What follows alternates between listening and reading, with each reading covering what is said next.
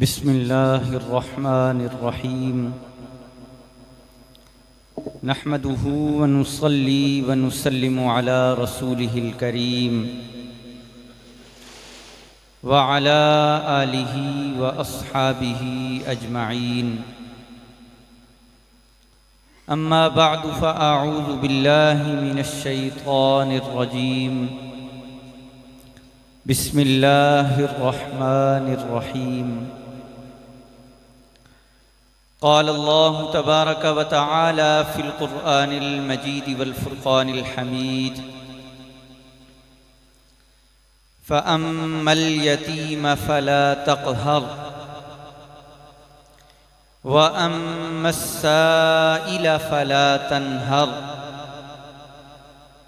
وأما بنعمة ربك فحدث صدق الله مولانا العظيم وصدق رسوله النبي الكريم الأمين۔ محبت اور ذوق و شوق کے ساتھ با آواز بلند درود پاک پڑھ لیں۔ الصلاة والسلام علیک یا سیدی یا رسول اللہ وعلى آلك وأصحابك يا سيدي يا حبيب الله الصلاة والسلام عليك يا سيدي يا رحمة للعالمين وعلى آلك وأصحابك يا سيدي يا خاتم النبيين مولاي صل وسلم دائما أبدا على حبيبك خير الخلق كلهم۔ واہ کیا جود و کرم ہے شہ بطحا تیرا، واہ کیا جود و کرم ہے شہ بطحا تیرا، نہیں سنتا ہی نہیں مانگنے والا تیرا،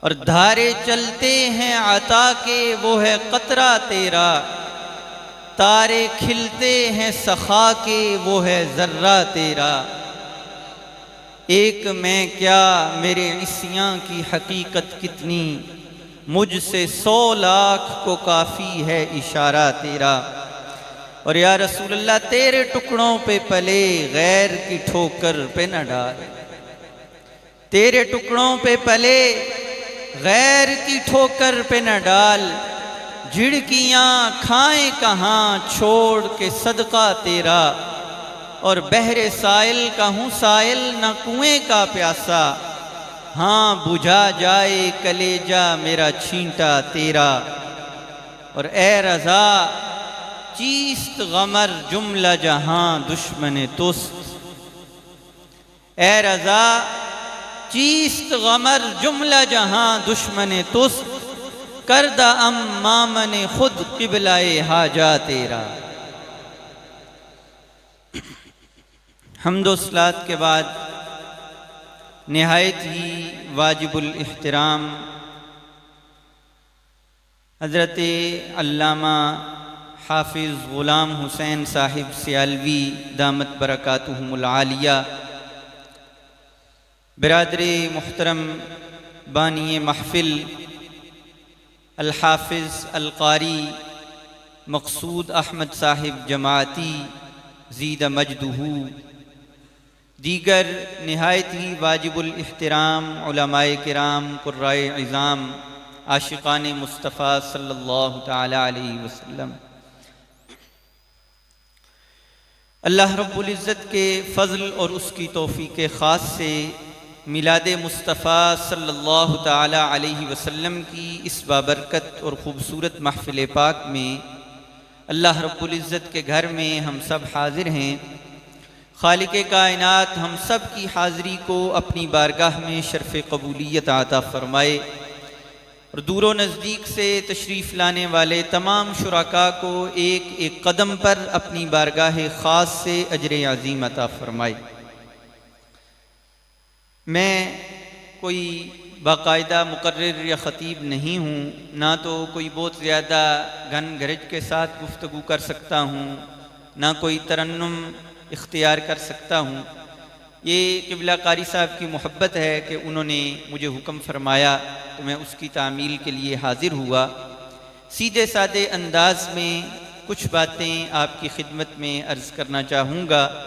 امید ہے کہ آپ اسی ذوق و شوق اور محبت کے ساتھ میری ان گزارشات کو سماعت فرمائیں گے۔ اللہ رب العزت آپ سب کو جزائے خیر عطا فرمائے اور مجھے حق بیان کرنے کی توفیق عطا فرمائے۔ میں اپنی گفتگو کا آغاز اس بات سے کرنا چاہتا ہوں کہ آپ سب جانتے ہیں کہ اللہ رب العزت نے قرآن مجید فرقان حمید سے پہلے جتنی آسمانی کتابیں اور صحیفے نازل فرمائے تو ان سب کے مضامین کو، ان سب کے معانی اور مفاہیم کو خالق کائنات نے قرآن مجید کے اندر جمع فرما دیا۔ چاہے وہ زبور کی مناجات ہوں، چاہے وہ تورات کے احکامات ہوں، چاہے وہ انجیل کی واعظ و نصیحت ہو، قرآن مجید ہمیں پچھلی تمام کتابوں کا جامع نظر آتا ہے۔ اور پھر قرآن مجید فرقان حمید کے تمام مضامین کو خالق کائنات نے سورۃ الفاتحہ کے اندر جمع فرما دیا، جو قرآن مجید کا مقدمہ ہے، قرآن مجید کا آغاز ہے، اور جسے ہر نماز کی ہر رکعت میں اللہ رب العزت نے پڑھنے کا ہمیں حکم عطا فرمایا۔ جب نبی کریم علیہ الصلاۃ والتسلیم نے صحابہ کرام کے سامنے سورۃ الفاتحہ کی تفسیر، اس کے فضائل کو بیان کیا تو آپ نے فرمایا کہ سورۃ الفاتحہ کی ایک شان یہ ہے، سورۃ الفاتحہ کا ایک مقام یہ ہے کہ اس سورت میں اللہ رب العزت نے اپنے بندوں کو بھیک مانگنے کا طریقہ سکھایا ہے۔ اس سورت کا ایک نام ہے تعلیم المسئلہ۔ تعلیم کا مطلب ہوتا ہے سکھانا، مسئلہ کا مطلب ہے مانگنا، سوال، بھیک۔ تو یہ سورت بندے کو سکھاتی ہے کہ اے بندے، جب تو پاک صاف ہو کر، پاک لباس پہن کے، پاک جگہ پہ کھڑے ہو کے، ہاتھ باندھ کے اپنے رب کی بارگاہ میں حاضر ہے تو تو نے اپنے رب سے مانگنا کیسے؟ اور سورۃ الفاتحہ نے ہمیں کیا سکھایا؟ سورۃ الفاتحہ یہ بنیادی طور پہ دعا ہے، لیکن اس کا آغاز دعا سے نہیں ہوتا، اس کا آغاز خالق کائنات کی حمد سے ہوتا ہے، اللہ کی تعریف سے ہوتا ہے۔ تو خالق کائنات نے ہمیں یہ سکھایا کہ جب میرے در پہ بھیک مانگنے کے لیے آؤ، جب میرے در پہ سوالی بن کے کھڑے ہو جاؤ، تو بھیک مانگنے کا طریقہ یہ ہے کہ پہلے میری حمد و ثنا بیان کرو، پہلے میری تعریف، میری تسبیح بیان کرو۔ جب تم میری تعریف کرو گے، میں تم پہ راضی ہو جاؤں گا، خوش ہو جاؤں گا، اس کے بعد میری بارگاہ سے جو بھی مانگو گے وہ میں تمہیں عطا فرماؤں گا۔ تو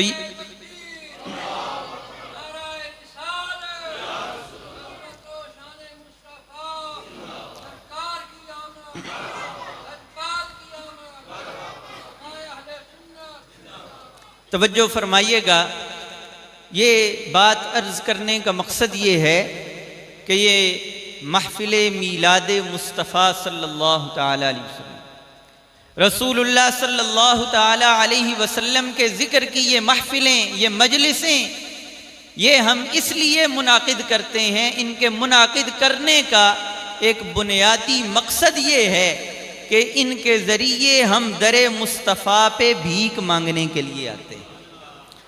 ہم سرکار کے در پہ آئے ہیں کہ یا رسول اللہ نظر کرم فرمائیے، جیسے ابھی آپ نے سنا اغثنی یا رسول اللہ، میری دستگیری فرمائیے، میری مدد فرمائیے۔ اور آخر میں جب محفل کا اختتام ہوگا، انشاءاللہ سلام پڑھا جائے گا، دعا مانگی جائے گی، بھیک مانگی جائے گی۔ تو میں چاہتا ہوں کہ بھیک مانگنے کے آداب کے مطابق بھیک سے پہلے کچھ آپ کی مدح و ثنا کی جائے، آپ کی تعریف کی جائے، تاکہ وہ کملی والے آقا ہم پہ راضی ہو جائیں اور ان کی نگاہ کرم ہمیں نصیب ہو جائے۔ تو اس لیے میں نے قرآن مجید فرقان حمید کی 3 آیات مبارکہ آپ کے سامنے تلاوت کی۔ خالق کائنات نے محبوب کریم علیہ الصلاۃ والتسلیم کو مخاطب کرتے ہوئے ارشاد فرمایا فَأَمَّا الْيَتِيمَ فَلَا تَقْهَرْ، اے محبوب یتیم پر کبھی ناراضگی کا اظہار نہ کیجیے، اس پر ناراض نہ ہوں، اس پر غصہ نہ کریں۔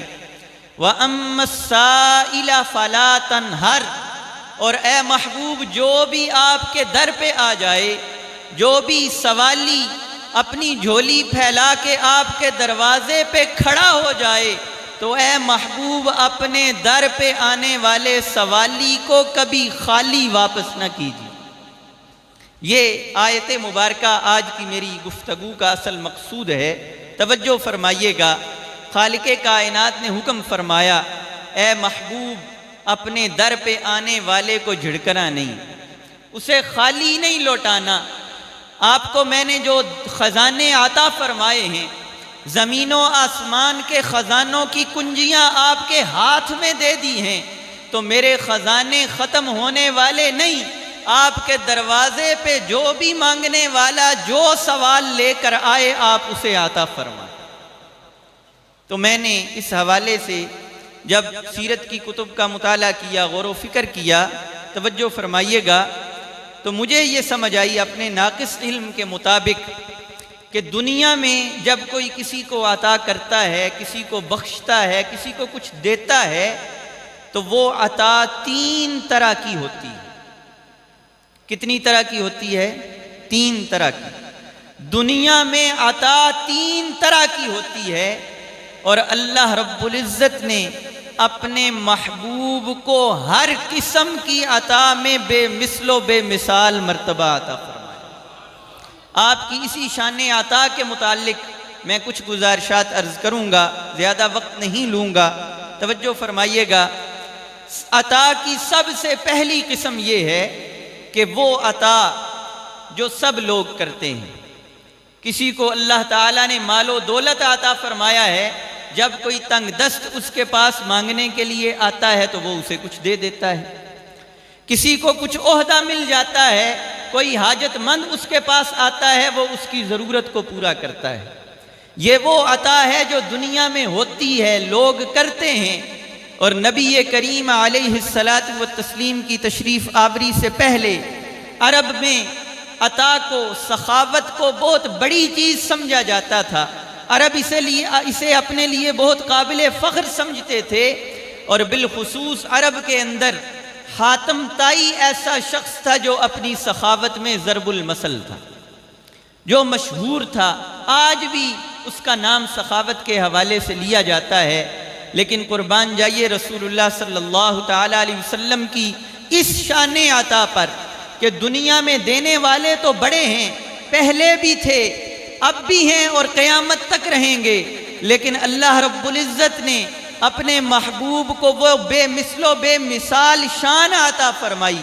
اس عطا میں وہ مرتبہ عطا فرمایا کہ کائنات میں کوئی بندہ آپ کی برابری نہیں کر سکتا۔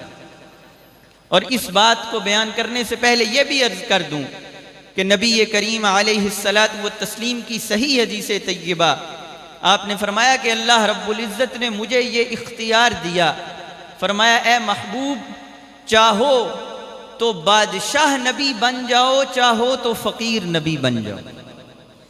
تو آپ نے فرمایا میں نے بادشاہت کو اختیار نہیں کیا، فقر کو اختیار کیا۔ میرے آقا کی زندگی اپنے اختیار سے، اپنی مرضی سے ایسے گزری ہے کہ 3 مہینے تک آپ کے گھر میں چولہا نہیں جلا۔ اور صحیح بخاری کی روایت ہے، حضرت عائشہ صدیقہ رضی اللہ تعالی عنہا فرماتی ہیں کہ نبی کریم علیہ الصلاۃ والتسلیم کے گھر میں ساری زندگی کبھی آٹا چھاننے والی چھاننی نہیں آئی، آپ انچھنا آٹا کھایا کرتے تھے، اور گندم کی روٹی تو بہت کم کھاتے تھے، اکثر اگر ملتی تو جو کی روٹی تناول فرماتے، ورنہ دودھ اور کھجور آپ تناول فرمایا کرتے۔ 3 مہینے تک چولہا نہیں جلتا تھا۔ یہ میرے آقا کا فقر اختیاری ہے، لیکن دوسری طرف شان عطا دیکھیے۔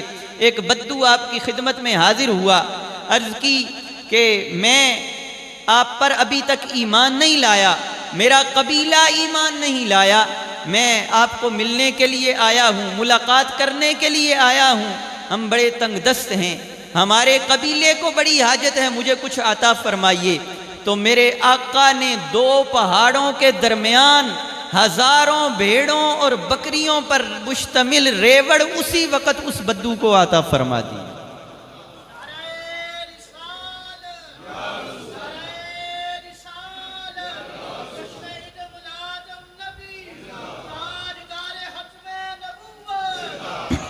توجہ فرمائیے گا، ایک بھیڑ اور بکری بھی کوئی تھوڑی قیمت نہیں رکھتی، اور اس وقت بھی عرب میں بھیڑ اور بکری قیمتی چیز تھی، کوئی معمولی چیز نہیں تھی۔ ہزاروں بکریاں آپ نے اسی وقت عطا فرمائیں، فرمایا یہ لے جاؤ، خود بھی ان سے فائدہ اٹھاؤ، اپنے قبیلے والوں کو بھی دے دو۔ تو جب وہ واپس اپنے قبیلے میں آیا تو اس نے جو جملہ کہا وہ جملہ بڑا ہی قابل غور ہے۔ اس نے کہا اسلموا فَإِنَّ مُحَمَّدًا لَيُعْطِي عَطَاءً يُغْنِي۔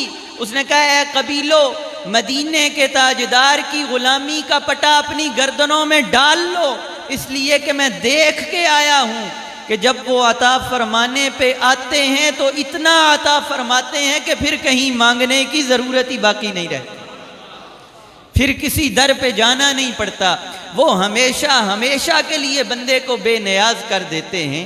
تو یہ نبی کریم علیہ السلام کی شان عطا ہے۔ وہ مشہور ہے کہ حاتم تائی کے ایک دروازے پہ کوئی آیا تو اس نے دیا، دوسرے پہ پھر آیا تو کوئی دیا، 10 دروازوں پہ آنے والے کو دیا۔ میرے آقا کے گھر کا تو کوئی بہت زیادہ دروازے بھی نہیں تھے، آپ کو تو حجرہ بھی بڑا مختصر تھا، لیکن اس در پہ جو آتا تھا اسے خیرات ایسی ملتی تھی کہ پھر ساری زندگی کسی در پہ جانے کی حاجت نہیں پڑتی تھی۔ اور پھر میں آج ہی پڑھ رہا تھا ضیاء النبی میں، حضور ضیاء الامت پیر محمد کرم شاہ الازہری رحمہ اللہ تعالی نے اپنے حسین انداز میں یہ بڑا ہی ایمان افروز واقعہ ذکر فرمایا کہ نبی کریم علیہ السلام ایک مرتبہ اپنے حجرہ مبارک سے بازار تشریف لے گئے اور آپ کے پاس اس وقت 10 درہم تھے۔ میرے آقا کی عطا کا یہ منظر، خوبصورت منظر، ذرا اس کا تصور کیجئے۔ آپ اپنے گھر سے نکلے، بازار میں ایک دکان پہ تشریف لے گئے اور 4 درہم کی آپ نے ایک قمیض خریدی، ایک لباس 4 درہم کا آپ نے خرید فرمایا۔ جوں ہی آپ وہ لباس خرید کے باہر نکلے تو باہر ایک انصاری صحابی کھڑے تھے، انہوں نے عرض کی حضور یہ لباس مجھے عطا فرما دے، مجھے حاجت ہے، ضرورت ہے، میرے پاس نہیں ہے۔ آپ نے فوراً وہ لباس اتارا، انہیں عطا فرمایا۔ دوبارہ پھر دکان میں تشریف لے گئے، پھر 4 درہم کا آپ نے وہ لباس خریدا، پہن کے وہاں سے جب گھر تشریف لے جا رہے ہیں تو رستے میں دیکھتے ہیں کہ ایک چھوٹی بچی ہے، ایک لونڈی ہے کم سن، اور کھڑی رو رہی ہے۔ رحمت للعالمین صلی اللہ تعالی علیہ وسلم اس کے پاس تشریف لے جاتے ہیں، اس کو دلاسا دیتے ہیں، بیٹی کیا ہوا، کیوں رو رہی ہو؟ عرض کرتی ہے حضور میری مالکن نے مجھے 2 دینار دیے تھے کہ جاؤ بازار سے سودا لے آؤ، اور وہ دینار مجھ سے گم ہو گئے، اس لیے کھڑی رو رہی ہوں کہ اب جاؤں گی تو مجھے ڈانٹ پڑے گی، مجھے مار پڑے گی۔ میرے آقا کے پاس جو 2 دینار تھے فوراً عطا فرمائے، فرمایا یہاں گھبرانے کی، رونے کی ضرورت نہیں، یہ دینار لو اور اپنا سامان خرید کے چلی جاؤ۔ لیکن اس بچی کے آنسو پھر بھی نہیں تھمے، عرض کی حضور دینار، یہ 2 درہم تو مجھے مل گئے، لیکن مجھے کافی دیر ہو چکی ہے، اب بھی مجھے ڈانٹ پڑے گی کہ اتنی دیر کیوں لگا دی، تھوڑے سے کام کے لیے گئی تھی تو اتنا وقت کیوں لگا دیا۔ اب نبی کریم علیہ السلام کی شان رحمت دیکھیے، یہ وہ اس ہستی کی میں بات کر رہا ہوں کہ جب شب معراج مکہ مکرمہ سے مسجد اقصی تشریف لے جاتے ہیں تو سارے نبی جن کے استقبال کے لیے ہاتھ باندھ کے کھڑے ہوتے ہیں۔ میں اس ہستی کا ذکر کر رہا ہوں کہ جب جبریل امین علیہ السلام کے ساتھ آسمان پہ تشریف لے جاتے ہیں تو آپ کا نام نامی لیا جاتا ہے، تب آسمانوں کے دروازے کھلتے ہیں۔ میدان محشر میں جنت کا دروازہ بھی تب کھلے گا جب آپ جنت کے دروازے پہ جا کے دستک دیں گے، اور جنت کا داروغہ رضوان یہ کہے گا کہ مجھے خالق کائنات نے یہ حکم دیا تھا کہ جب تک یہ نام تیرے کانوں میں نہ پڑے تب تک جنت کا دروازہ نہ کھولنا۔ میں اس ہستی کا ذکر کر رہا ہوں، وہ نبی الانبیاء امام الانبیاء صلی اللہ تعالی علیہ وسلم فرماتے ہیں بیٹی گھبرانے کی ضرورت نہیں، پریشان ہونے کی ضرورت نہیں، تو جا 2 درم سے سودا لے آ، میں خود تیرا سفارشی بن کے گھر میں جاؤں گا۔ اب نبی کریم علیہ السلام اس بچی کو لیتے ہیں، ساتھ لیا، اور اس کے جو گھر والے تھے، جو اس کے مالک تھے، آپ ان کے گھر تشریف لے گئے، اور آپ نے اپنی سنت کے مطابق، اپنی شریعت کے مطابق آپ نے دروازے پہ دستک دی، السلام علیکم کہا۔ اب وہ بھی عاشقان مصطفیٰ ہیں، بڑا ہی خوبصورت منظر ہے، بڑا ہی حسین انداز ہے۔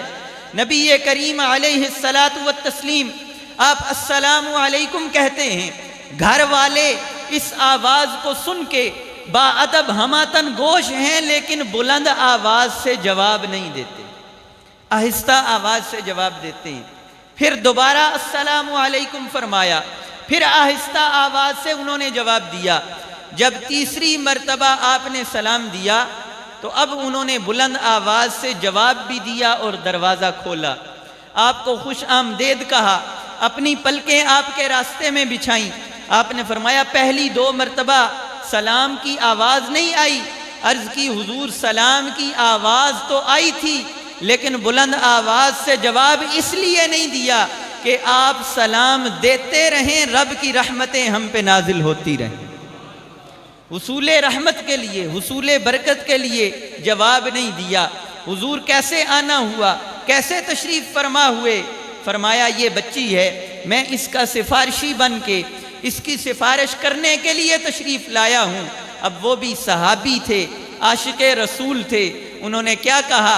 انہوں نے کہا ہذہ حرۃ لوجہ اللہ لانھا ممشاک معک۔ یا رسول اللہ، آپ اس کے ساتھ تشریف لائے ہیں، آپ کے آنے کے صدقے ہم نے اسے اللہ کی رضا کے لیے آزاد کر دیا۔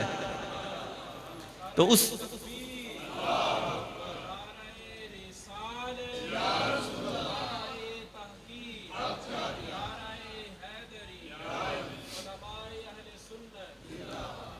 توجہ فرمائیے گا، میں زیادہ وقت بھی نہیں لینا چاہتا، تو میں نے عرض کیا تھا کہ عطا 3 طرح کی ہے۔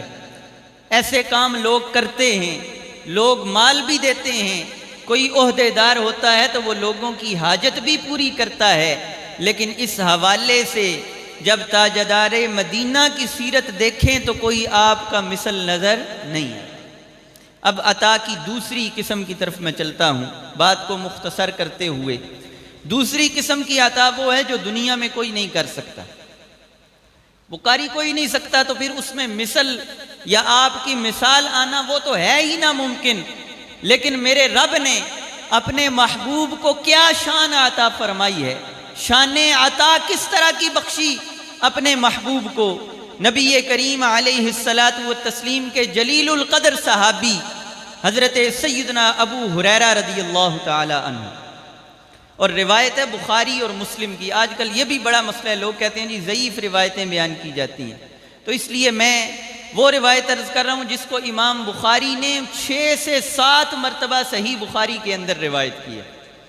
حضرت ابو ہریرہ رضی اللہ تعالی عنہ بارگاہ نبوی صلی اللہ تعالی علیہ وسلم میں حاضر ہوتے ہیں، عرض کرتے ہیں یا رسول اللہ، میرے مہاجر بھائی جب صبح ہوتی ہے نماز فجر ادا کرتے ہیں تو اس کے بعد اپنی روزی روٹی کمانے کے لیے بازار میں چلے جاتے ہیں، تجارت کرتے ہیں، دکانداری کرتے ہیں، اور میرے انصار بھائی نماز فجر کے بعد اپنا رزق کمانے کے لیے اپنے باغوں اور کھیتوں میں چلے جاتے ہیں۔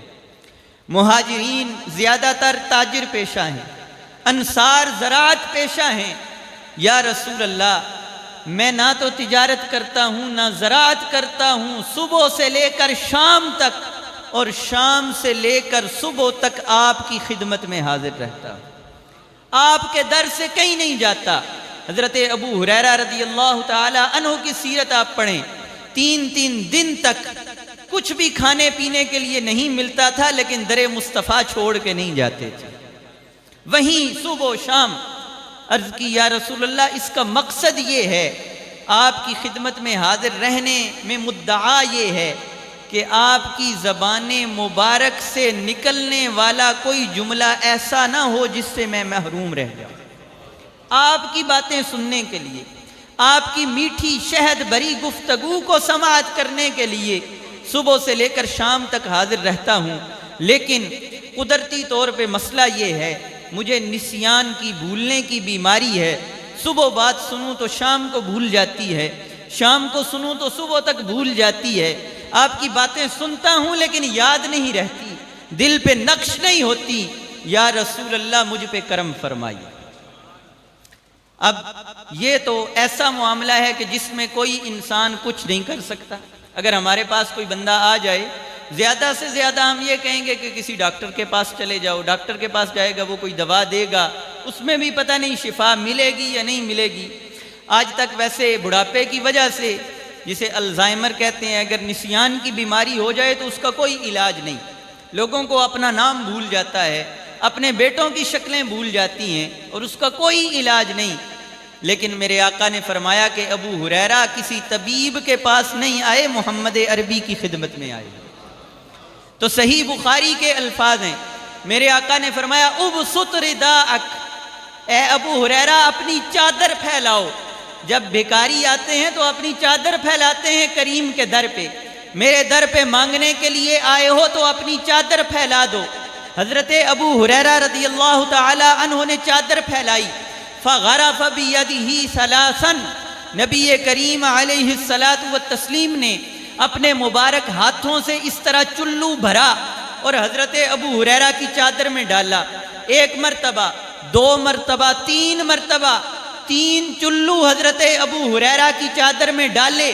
بظاہر کوئی چیز نہیں، کوئی دوا نہیں، کوئی بادام نہیں ہے جو ڈال رہے تھے، ہوا سے چلو بھر کے ڈالے اور فرمایا اسے اپنے سینے سے لگا لو۔ حضرت ابو ہریرہ نے وہ چادر اٹھائی اور اپنے سینے سے لگائی۔ فرماتے ہیں اللہ کی قسم، وہ چادر سینے سے لگانے کی دیر تھی، اس کے بعد سے لے کر آج تک آپ کے منہ سے نکلی ہوئی کوئی بات میرے دل و دماغ سے ختم نہیں ہوئی، کوئی چیز مجھے بھولی نہیں ہے۔ جو چیز اور جو کلمہ بھی آپ کی زبان سے سنا ہے وہ میرے دل و دماغ پہ پتھر پہ لکیر کی طرح نقش ہو گیا ہے۔ یہ میرے آقا کی وہ عطا ہے کہ جس میں کوئی انسان آپ کی برابری نہیں کر سکتا، یہ تو ممکن ہی نہیں۔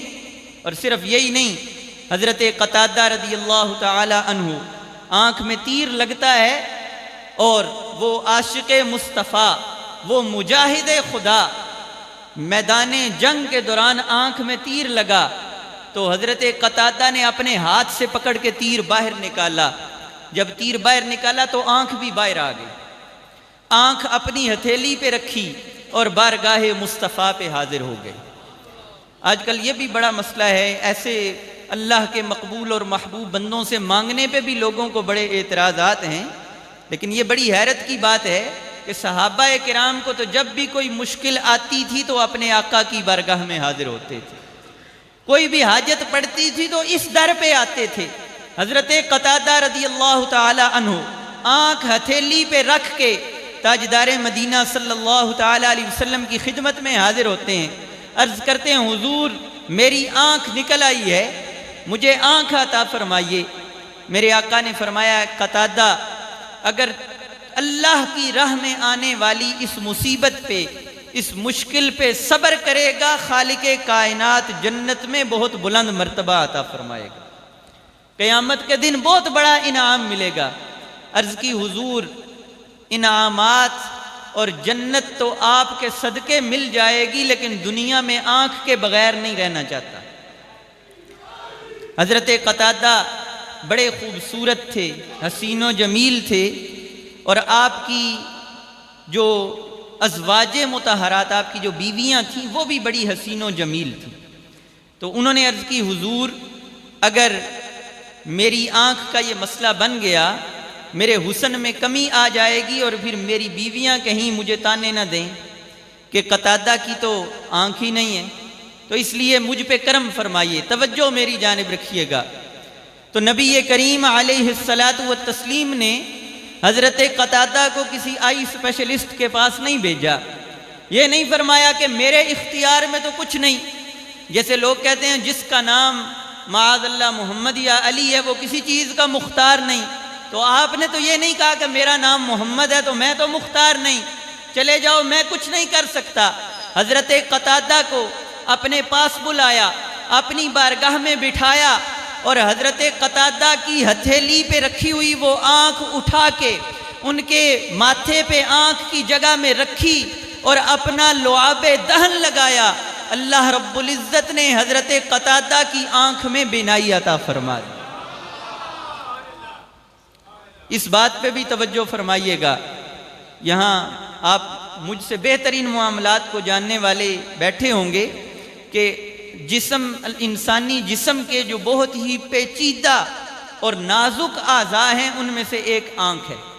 آنکھ کی رگیں اتنی باریک ہیں کہ ان کا علاج کرنا یہ بہت ہی مشکل کام ہے، اسی لیے ڈاکٹر کہتے ہیں کہ شوگر جو ہے وہ آنکھ پہ اور گردوں پہ اس لیے اثر انداز ہوتی ہے کہ گردے اور آنکھ یہ دونوں بہت ہی پیچیدہ اعضاء ہیں، اور آنکھ میں تھوڑی سی بھی کوئی چیز لگ جائے، اس کی کوئی رگ کٹ جائے تو اس کو جوڑنا آج کل کے دور میں بھی ممکن نہیں، اور جس کی پوری آنکھ ہی نکل کے ہتھیلی پہ پڑی ہوئی ہو، تو میرے آقا نے یہ نہیں فرمایا کہ یہ کوئی ناممکن ہے، یہ میرے اختیار سے باہر ہے۔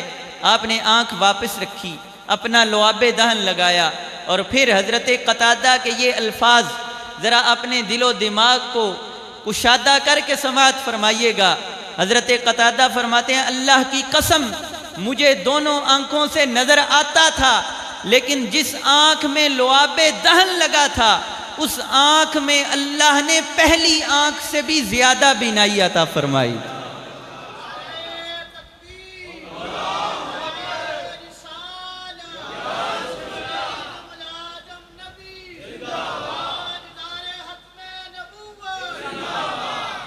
توجہ فرمائیے گا۔ اسی طرح مولائے مرتضیٰ حیدر کرار حضرت علی المرتضیٰ کرم اللہ تعالی وجہہ الکریم، جب یوم خیبر ہے، جنگ خیبر کا دن ہے، میرے آقا فرماتے ہیں کل اسے جھنڈا عطا فرماؤں گا جو اللہ اور اس کے رسول کا محب بھی ہے، اللہ اور اس کے رسول کا محبوب بھی ہے۔ اب اعزاز بہت بڑا تھا، ہر ایک کی خواہش تھی مجھے جھنڈا ملے، لیکن میرے آقا نے فرمایا علی ابن ابی طالب کو بلایا جائے۔ دو آدمیوں نے پکڑ کر دائیں اور بائیں سے حضرت علی کو آقا کی خدمت میں حاضر کیا۔ حضرت علی فرماتے ہیں میری آنکھوں کی حالت یہ تھی کہ مجھے اپنا پاؤں بھی نظر نہیں آ رہا تھا، بچپن سے آپ کو آشوب چشم کی آنکھوں کی بیماری تھی، بینائی کا بھی مسئلہ تھا، طبیعت بھی خراب ہے، آنکھیں خراب ہیں۔ میرے آقا نے فرمایا علی جھنڈا تو تمہاری قسمت میں ہے، تمہیں ہی ملنا ہے، اور اس در پہ کچھ بھی ناممکن نہیں۔ میرے آقا نے اپنا لعاب دہن بھی عطا فرمایا، ہاتھ اٹھا کے دعا بھی عطا فرمائی۔ اللہ رب العزت نے مولائے مرتضیٰ کو ساری زندگی کے لیے آنکھوں کی شفا عطا فرما دی۔ اور سیر اعلام النبلاء میں شمس الدین امام ذہبی علیہ الرحمہ نے یہ روایت نقل کی کہ میرے آقا نے لعاب دہن بھی عطا فرمایا اور پھر ہاتھ اٹھا کے دعا کی، اللہم قہل الحر والبرد، اے باری تعالیٰ میرے علی کو سردی اور گرمی سے حفاظت عطا فرما۔ تو اس ایک کلمے، ایک دعا کی برکت یہ ہوئی، مولا مرتضیٰ فرماتے ہیں ساری زندگی مجھے نہ کبھی سردی محسوس ہوئی ہے نہ گرمی محسوس ہوئی۔ اگر سردیوں میں قمیض اتار بھی دوں تو کبھی سردی نہیں لگی، گرمیوں میں موٹے سے موٹا لباس بھی پہن لوں تو کبھی گرمی محسوس نہیں۔ تو میرے آقا کو اللہ رب العزت نے اس عطا میں بھی بے مثل و بے مثال مقام عطا فرمایا۔ یہ عطا کی وہ قسم ہے جو انسانوں کے لیے ممکن نہیں۔ اب آگے تیسری قسم کی طرف چلیے، میں کوشش کر رہا ہوں کہ اپنی بات کو زیادہ لمبا نہ کروں، آپ کا ذوق برقرار رہے، رہنے کے دوران ہی میں اپنی گفتگو ختم کر دوں، میرے آقا کی تیسری شان عطا بھی وہ ہے کہ جو کسی انسان کے لیے ممکن نہیں۔ اور میں یہ گزارش کروں گا کہ میرے آج کی گفتگو کا یہ سب سے اہم حصہ ہے، سب سے بنیادی حصہ ہے، اس لیے توجہ فرمائیے گا۔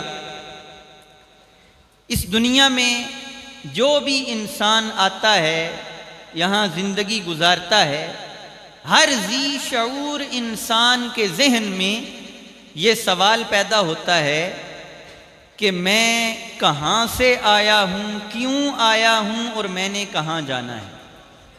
ہر انسان جو صاحب شعور ہے، صرف مسلمان کی بات نہیں کر رہا، ہر انسان کی بات کر رہا ہوں، ہر انسان اس بارے میں غور و فکر کرتا ہے، سوچتا ہے، اور یہی اس زندگی کا، اس کائنات کا سب سے بڑا اور سب سے بنیادی سوال ہے کہ میں اس دنیا میں کیوں آیا ہوں۔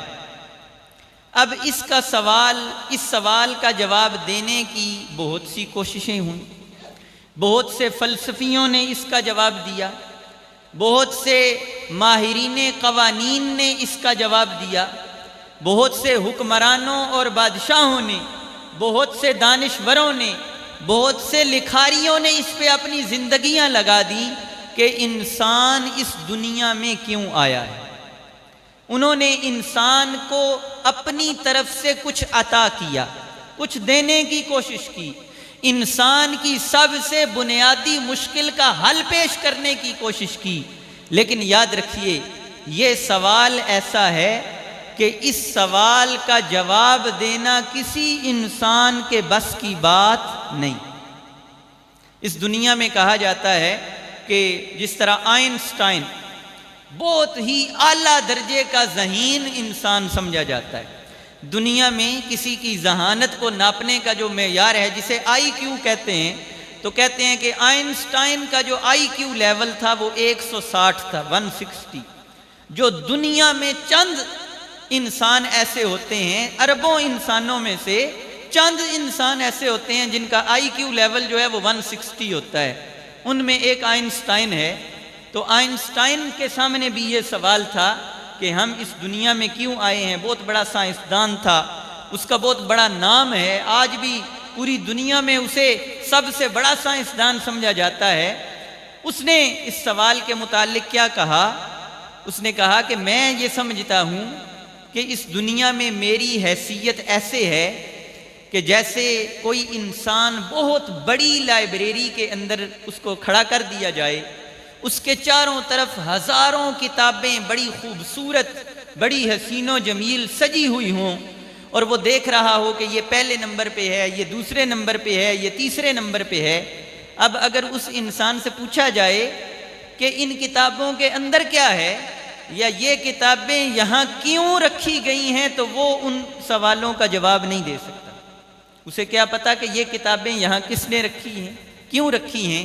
تو اس نے کہا کہ یہ زندگی ایک ایسی چیز ہے کہ سائنس کبھی بھی اس کے سوالوں کا جواب نہیں دے سکتی۔ کوشش بڑی کی لوگوں نے، بڑے بڑے دعوے کیے، آج بھی یورپ کا بہت بڑا دعویٰ ہے کہ ہم نے تو مذہب کو دفن کر دیا، ہم نے مذہب کو ختم کر دیا، مذہب کی ضرورت باقی نہیں رہی، کسی دین کی ضرورت باقی نہیں رہی۔ ہمارے پاس اس سوال کا جواب ہے کہ انسان خود بخود پیدا ہوا، خود بخود اس دنیا میں آ گیا، اور کچھ سال گزریں گے تو مر کے مٹی میں مل جائے گا۔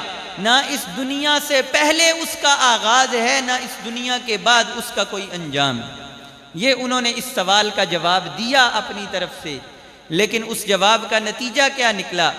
آج آپ نے غور کیا کہ ہر طرح کی سہولتیں ہونے کے باوجود، ہر طرح کی آسائشیں ہونے کے باوجود سب سے زیادہ ڈپریشن ان ملکوں میں کیوں ہے؟ سب سے زیادہ خودکشیاں وہاں کیوں ہوتی ہیں؟ سب سے زیادہ انسان اپنے ذاتی معاملات میں تنہائی وہاں کیوں محسوس کر رہا ہے؟ اس لیے کہ اس نے اس سوال کا جواب خود دینے کی کوشش کی، لیکن یہ کسی انسان کے بس کی بات نہیں تھی۔ اس کائنات کو قیامت تک کے لیے اس سوال کا جواب دیا ہے تو کملی والے آقا نے عطا فرمایا۔ اور یہ آپ کی وہ عطا ہے کہ اس کائنات میں آپ کا کوئی مثل نہیں۔ میرے آقا نے ہمیں بتایا کہ تم کہاں سے آئے ہو، تم کیوں آئے ہو اور تم نے کہاں جانا ہے، اور پھر صرف اس ایک سوال کا جواب نہیں دیا۔ ہماری زندگی کے جو لاکھوں کروڑوں سوالات ہیں، میری اس بات پہ توجہ فرمائیے گا، میں اگر یہ کہوں کہ ہماری زندگی کے جتنے بھی مسائل ہیں وہ ایک درخت کی طرح ہیں، اس درخت کے پتوں اور اس کی شاخوں کی طرح ہیں، اور اس درخت کا جو بیج ہے، اس درخت کی جو جڑ ہے، ان لاکھوں کروڑوں سوالوں کا جو ایک سوال ہے وہ یہی ہے کہ انسان یہاں کیوں آیا ہے۔ تو میرے آقا نے صرف اس ایک سوال کا جواب نہیں دیا، بلکہ زندگی کے درخت پہ پیدا ہونے والے ہر سوال کا جواب ہمارے آقا نے ہمیں عطا فرمایا، اور 1400 سال پہلے اس طرح عطا فرمایا کہ قیامت تک آنے والے ہر انسان کو اس کے سوال کا جواب ملتا رہے۔ میں صرف بالکل مختصر وقت میں اشارہ کروں گا، اگر آپ توجہ کریں گے تو بات سمجھ آئے گی۔ دنیا میں بڑے بڑے فلاسفر، بڑے بڑے لیڈر، بڑے بڑے دانشور، بڑے بڑے مفکر آئے، لیکن میرے آقا کے متعلق یہ اعلان ہوا، لَقَدْ كَانَ لَكُمْ فِي رَسُولِ اللَّهِ أُسْوَةٌ حَسَنَةٌ۔ اے پوری دنیا کے انسانوں، اگر تم نے کسی کو اپنے لیے مشعل راہ بنانا ہے، اگر کسی ہستی کو اپنے لیے نمونہ عمل بنانا ہے تو وہ محمد الرسول اللہ کی ذات ہے، وہ آپ کی ذات والا صفات ہے۔ تو پھر میرے آقا کی سیرت کی شان کیا ہے؟ میرے آقا کی سیرت کو اللہ رب العزت نے وہ شان عطا فرمائی پوری ذمہ داری کے ساتھ۔ بہت بڑا جملہ کہہ رہا ہوں، بہت بڑی بات، توجہ کیجئے گا۔ میرے آقا کی سیرت کو، میرے آقا کے اسوہ حسنہ کو خالق کائنات نے وہ شان عطا فرمائی جو کائنات میں کسی انسان کی سیرت کو عطا نہیں فرمائی۔ میں فلاسفروں اور مفکروں کی بات نہیں کرتا، ان کی تو بات ہی یہاں نہیں ہونی چاہیے۔ پوری مخلوقات میں اللہ رب العزت کی جو سب سے بلند مرتبہ مخلوق ہے وہ انبیاء کرام ہیں۔ انبیاء کرام اپنے اخلاق میں، اپنے کردار میں سب کے سب بے مثل و بے مثال، سب کے سب بہت بلند مرتبہ، لیکن آج کے دن آپ کسی نبی کی بھی تاریخ اور اس کی سیرت اٹھا کے دیکھیں تو ان کی سیرت آپ کے سوالوں کا جواب نہیں دے سکتی، کیونکہ ہمارے سوالوں کا جواب دینے کے لیے 3 چیزوں کا ہونا ضروری ہے۔ ایک چیز ہوتی ہے جامعیت۔ جامعیت کا مطلب یہ ہے کہ ہر شعبے کے حوالے سے ہمیں سوالوں کا جواب ملے۔ کوئی بادشاہ ہے تو اس کو بھی سوالوں کا جواب ملے، کوئی فقیر ہے تو اس کو بھی ملے، کوئی حاکم ہے تو اس کو بھی ملے، کوئی محکوم ہے تو اس کو بھی ملے، کوئی بیچنے والا ہے تو اس کو بھی ملے، کوئی خریدنے والا ہے تو اس کو بھی ملے۔ اسے جامعیت کہتے ہیں۔ دوسرے نمبر پر ہے کاملیت، کہ ہر شعبے والے کو ہر سوال کا جواب ملے۔ یہ نہ ہو کہ ایک بات کا جواب تو مل جائے، دوسری کا نہ ملے، 2 کا مل جائے اور تیسری کا نہ ملے۔ اور تیسری چیز ہے عالمگیریت، یعنی ہر زمانے کے ہر انسان کو ہر سوال کا جواب ملے۔ یہ تو نہیں کہ 14 صدیاں پہلے والوں کو تو مل جائے اور آج والوں کو نہ ملے، یا آج والوں کو مل جائے اور بعد میں آنے والوں کو نہ ملے۔ تو میرے آقا کی سیرت کی شان یہ ہے، اللہ رب العزت نے آپ کی سیرت کو جامعیت بھی عطا فرمائی، کاملیت بھی عطا فرمائی، عالمگیریت بھی عطا فرمائی، یعنی ہر زمانے کے ہر انسان کے ہر سوال کا جواب میرے آقا نے اپنی سیرت میں عطا فرما دیا۔ اگر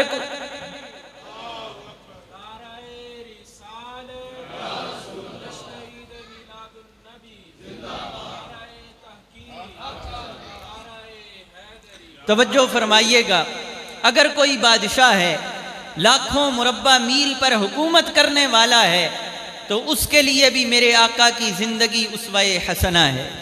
اگر کوئی چیف آف آرمی سٹاف ہے تو اس کے لیے بھی یہ اسوہ حسنہ ہے کہ بدر میں میرے آقا نے کیا اسٹریٹجی اختیار کی، احد میں آپ نے کیا طریقہ اختیار کیا، حنین اور خندق کے موقع پہ کون سا طریقہ اختیار فرمایا۔ اگر کوئی تاجر ہے تو وہ یہ دیکھ لے کہ میرے آقا نے شام کے بازار میں تجارت کیسے فرمائی ہے۔ اگر کوئی قاضی ہے تو وہ یہ دیکھ لے کہ میرے آقا نے مسجد نبوی کے صحن میں بیٹھ کر لوگوں کے درمیان فیصلے کیسے فرمائے ہیں۔ اور یہ تو وہ معاملات ہیں کہ جو خارجی معاملات ہیں۔ اگر اپنے گھر کے معاملات کو بھی دیکھنا ہو تو میرے آقا کی زندگی کا ایک ایک پہلو سب کے سامنے ہے۔ اگر بھائی ہے تو اس کے لیے بھی اسوہ حسنہ میں رہنمائی ہے، اگر باپ ہے تو اس کے لیے بھی رہنمائی موجود ہے، اگر کوئی خامد ہے تو اس کے لیے بھی رہنمائی موجود ہے، اگر کوئی پیر و مرشد ہے تو اس کے لیے بھی رہنمائی موجود ہے۔ غرض زندگی کا کوئی شعبہ ایسا نہیں کہ جس کے ہر سوال کا جواب میرے آقا نے اپنی سیرت سے عطا نہ فرمایا ہو۔ میرے آقا نے تو ہمیں یہ بھی بتایا ہے کہ بھئی تم نے سیڑھیاں اترنے کیسی ہیں، اترنی کیسے۔ میرے آقا نے یہ بھی بتایا کہ اپنی آنکھوں میں سرما کیسے لگانا ہے۔ میرے آقا نے یہ بھی بتایا ہے کہ سر پہ کنگھی کیسے کرنی ہے، لباس کیسے پہننا ہے، لوگوں کے ساتھ بات چیت کا آغاز کیسے کرنا ہے، اگر کوئی سفر سے آئے تو اس کا استقبال کیسے کرنا ہے، اپنے گھر میں جا کے اپنی بیوی کے ساتھ تمہارا رویہ اور تمہارا سلوک کیا ہونا چاہیے۔ غرض چھوٹے سے چھوٹے معاملے سے لے کر بڑے سے بڑے معاملے تک میرے آقا کی سیرت ہمارے لیے مشعل راہ ہے۔ اور میں کہتا ہوں مولانا ظفر علی خان نے بڑی خوبصورت بات کی، کہتے ہیں جو نکتہ وروں سے حل نہ ہوا اور فلسفیوں سے کھل نہ سکا، وہ راز کملی والے نے بتلا دیا چند اشاروں میں۔ لیکن اس سے پہلے بہت بڑے عاشق رسول عظیم صوفی حضرت خواجہ حافظ شیرازی نے بھی ایک شعر لکھا تھا فارسی میں، اور میں کہتا ہوں کہ نعت کا اتنا بڑا شعر شاید ہی ہمیں فارسی میں کوئی ملے، بڑا ہی خوبصورت شعر ہے، علماء کی نظر کرنا چاہتا ہوں۔ کہتے ہیں نگار من کہ با مکتب نہ رفت و خط نہ نوشت، با غمزہ مسئلہ آموز صد مدرس شد، کہ آج کے مفکر، آج کے دانشور، آج کے سائنسدان، آج کے لیڈر جو ہماری رہنمائی کا دعویٰ کرتے ہیں، پہلے بڑے بڑے اداروں سے کئی سالوں تک تعلیم حاصل کرتے ہیں، بڑی بڑی یونیورسٹیوں کی ڈگریاں لے کر آتے ہیں، لیکن پھر بھی کامیاب نہیں ہوتے۔ میرے آقا ایک دن کے لیے کسی کے پاس پڑھنے کے لیے نہیں گئے، لیکن ان کی شان یہ ہے کہ بڑے بڑے مشکل سوال اپنی آنکھ کے اشارے سے حل فرما دیتے ہیں۔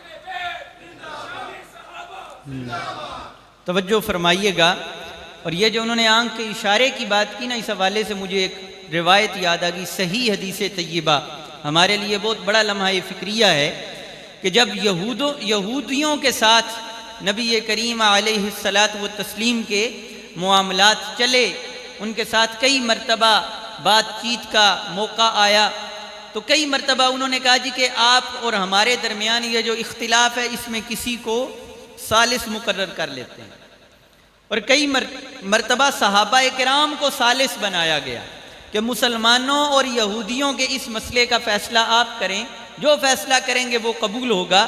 تو نبی کریم علیہ الصلاۃ والتسلیم کے ایک صحابی کو، ایک غلام کو اسی طرح ایک موقع پہ ثالث بنایا گیا۔ توجہ فرمائیے گا، اب بات چیت دونوں طرف ہو رہی تھی، جب بات چیت ہوئی تو اب وہ جو ثالث بنے تھے صحابی رسول، اب وہ دیکھ رہے ہیں رسول اللہ صلی اللہ تعالیٰ علیہ وسلم کی طرف۔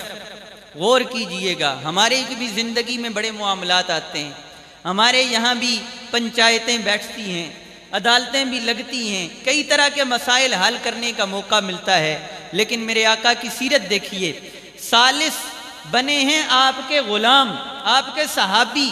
اب جب فیصلے سے پہلے وہ دیکھ رہے ہیں آقا کی طرف کہ آپ اس وقت کچھ ارشاد تو نہیں فرمائیں گے، لیکن آنکھ کے اشارے سے میری رہنمائی کر دیں، مجھے بتا دیں کہ کیا فیصلہ کرنا ہے، تو میں آپ کی مرضی کے مطابق فیصلہ کروں۔ میرے آقا کی طرف دیکھتے رہے، میرے آقا نظریں جھکا کے نیچے دیکھ رہے ہیں، نیچے نظریں جھکائے بیٹھے رہے، ان کی طرف نہیں دیکھا، جو ان کو سمجھ آئی اس کے مطابق انہوں نے فیصلہ کر دیا۔ فیصلے کے بعد جب تنہائی میں آپ کی خدمت میں حاضر ہوئے، عرض کی حضور میں تو آپ کے اشارے کی طرف دیکھ رہا تھا کہ آپ جو اشارہ فرمائیں گے اس کے مطابق فیصلہ کروں گا۔ فرمایا نہیں، میں نے تمہیں ثالث تسلیم کیا تھا، اب اس موقع پہ میری شان کے لائق نہیں تھا کہ میں تمہیں اپنی آنکھ سے اشارہ کرتا۔ فرمایا مجھے پتا تھا کہ تو میرے اشارے کا منتظر ہے، لیکن یہ اسوہ حسنہ نہیں ہے کہ میں اپنی آنکھ کا اشارہ کروں۔ میں جس طرح ہمارا کہتے ہیں ہاتھ دبائیں تاکہ وہ ہماری کوئی رعایت کرے، تو فرمایا نہیں، یہ میری شان کے لائق نہیں۔ تو یہ میرے آقا کی وہ عطا ہے کہ پوری کائنات میں کوئی اس میں آپ کی برابری نہیں کر سکتا۔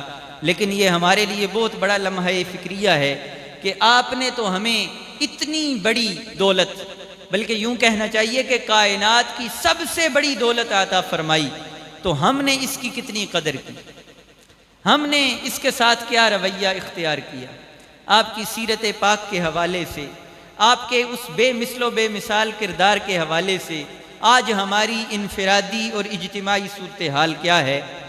میں کوئی خود اتنا باعمل نہیں ہوں کہ آپ کو کوئی واضح و نصیحت کروں، اس قابل نہیں ہوں، لیکن میں یہ خالق کائنات کی بارگاہ میں دعا گو ضرور ہوں کہ اللہ رب العزت مجھے بھی اور آپ سب کو عمل کی توفیق عطا فرمائے۔ اگر تو آپ کے اسوہ حسنہ پر تو پھر یہ محافل میلاد قبول بھی ہوں گے، پھر ان کا فوائد بھی ہوں گے، اور اگر صرف نام کے ہی نعرے لگا دیے جائیں تو اس سے غلامی کا حق ادا نہیں، اس سے ان محافل کے مقصد پورے نہیں ہوں، بلکہ اب تو اس سے بڑھ کے انتہائی افسوسناک اور پریشان کن معاملات ان محافل کو، ان جلوس کو اسوہ حسنہ کی پامالی اور توہین کے لیے استعمال کیا جا رہا ہے۔ وہ چیزیں جن سے رسول اللہ صلی اللہ تعالیٰ علیہ وسلم منع کرنے کے لیے آئے تھے، جن کاموں کو روکنے کے لیے آپ تشریف لائے، تو اسی تشریف آوری کی خوشی کے موقع پر اگر وہی کام کیے جائیں تو کیا یہ انصاف ہے؟ کیا یہ عقل مندی ہے؟ ہرگز نہیں ہے۔ ہمیں اپنے گریبان میں جھانکنے کی اشد ضرورت ہے، اپنے معاملات کو بہتر کرنے کی ضرورت ہے کہ چاہے جلوس ہو، چاہے کوئی محفل میلاد ہو، چاہے لنگر میلاد ہو، تو ہر موقع پہ ہمارا عمل اسوہ حسنہ سے روشنی حاصل کر رہا، ہم کردار مصطفیٰ کے سائے میں اپنی زندگی بسر کر رہے ہوں۔ اگر ہم اس کو اختیار کریں گے تو خالق کائنات دونوں جہانوں میں آسانیاں بھی عطا فرمائے گا، کامیابیاں بھی عطا فرمائے گا، اس دنیا میں بھی عزتوں سے نوازے گا، آخرت میں بھی عزتوں سے نوازے گا۔ عطا کی ان تین قسموں کے حوالے سے میں نے یہ کچھ باتیں آپ کی خدمت میں عرض کیں۔ اب اپنی گفتگو کا اختتام کرتے ہوئے ایک بات عرض کر دوں کہ یہ تو میرے آقا کی وہ عطائیں ہیں جو اس دنیا میں ہیں۔ تین طرح کی عطائیں ہیں اور تینوں بے مثل و بے مثال ہیں، لیکن یہ تینوں ہیں اس دنیا میں۔ لیکن یاد رکھیے کہ جب آسمان بھی ریزہ ریزہ ہو جائے گا، جب پہاڑ روئی کی طرح اڑ رہے ہوں گے، اور جب خالق کائنات پوری انسانیت کو میدان محشر میں اپنے سامنے جمع کرے گا، جب لوگ اپنے پسینے کے اندر غرق ہو رہے ہوں گے، اور دنیا کے جو بڑے عطا کرنے والے ہیں یعنی انبیاء کرام، جن سے بڑھ کے کوئی کریم، کوئی سخی اللہ کی مخلوق میں نہیں، جب لوگ ان کے دروازے پہ بھی جا کے ناکام اور نامراد واپس آئیں گے، تو اس میدان محشر میں بھی میرے آقا کا یہ نعرہ ہوگا، انا لہا انا لہا، اے لوگوں کہاں گھوم رہے ہو، کہاں پھر رہے ہو؟ میدان محشر کی عطا کے لیے خالق کائنات نے مجھے پیدا فرمایا۔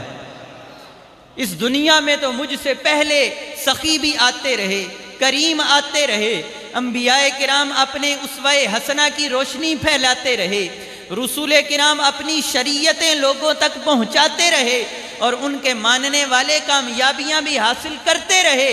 لیکن جب میدان محشر ہوگا تو پھر وہاں کوئی آدم علیہ السلام کے جھنڈے کے نیچے نہیں ہوگا، کوئی نوح اور ابراہیم علیہ السلام کے جھنڈے کے نہیں ہوگا، حضرت موسیٰ اور عیسیٰ کے دامن میں کسی کو پناہ نہیں ملے گی۔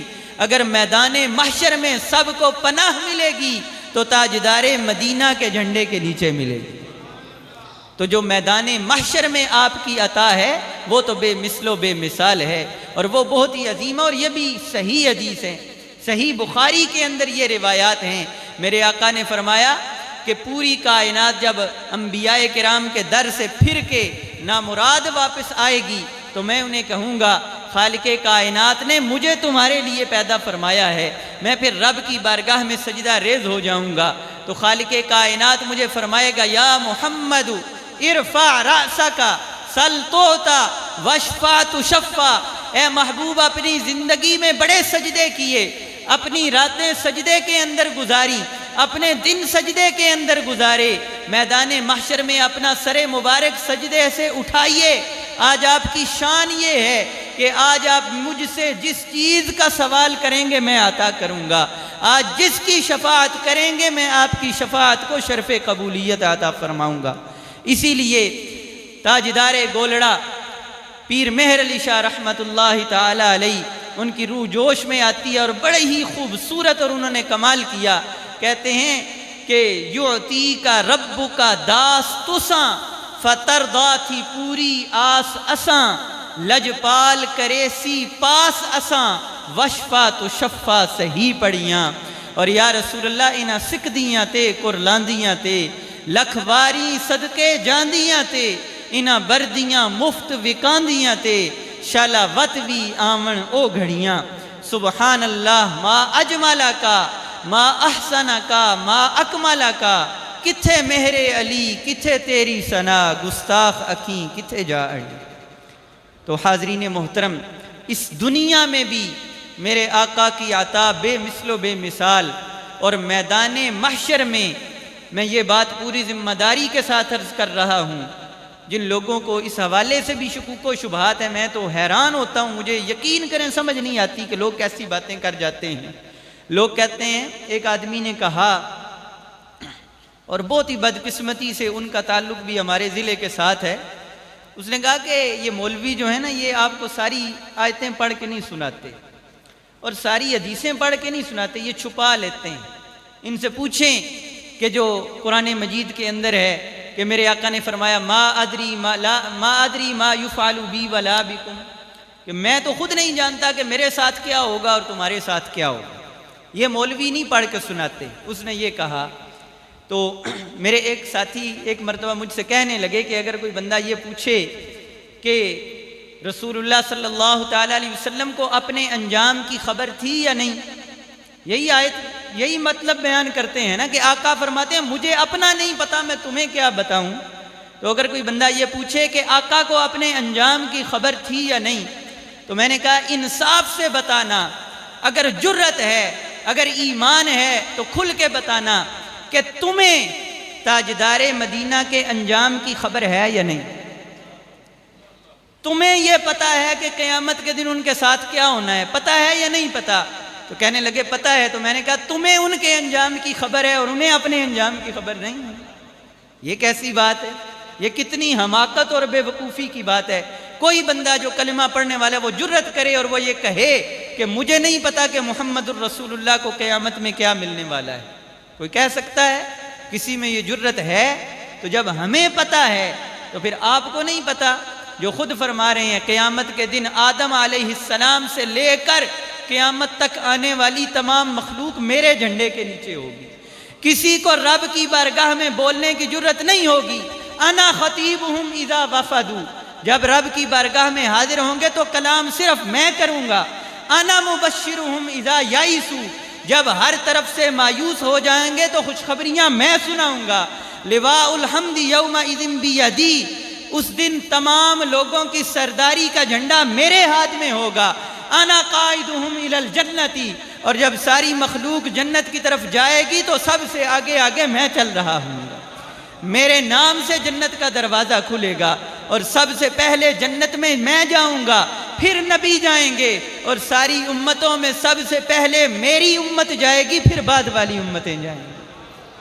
تو یاد رکھیے اپنے آقا کے متعلق اپنے عقیدے کو درست رکھیے، اور آج کے 15ویں صدی کے ان نام نہاد جاہل سکالروں کے پیچھے چلنے کی کوشش نہ کریں، ان سے اپنے ایمان کی حفاظت کریں، خود بھی بچیں اور اپنے آنے والی نسلوں کو بھی بچانے کی کوشش کریں۔ اللہ رب العزت میری ان گزارشات کو اپنی اور اپنے محبوب کریم کی بارگاہ میں شرف قبولیت عطا فرمائے۔ اس دوران اگر کوئی غلطی کوتاہی ہوئی ہو تو خالق کائنات اپنے فضل و کرم سے معاف فرمائے، اور اللہ رب العزت مجھے بھی اور آپ سب کو بھی نبی کریم علیہ الصلاۃ والتسلیم کی سچی اور سچی محبت اور آپ کی کامل اتباع نصیب فرمائے۔ وآخر دعوایا ان الحمد للہ۔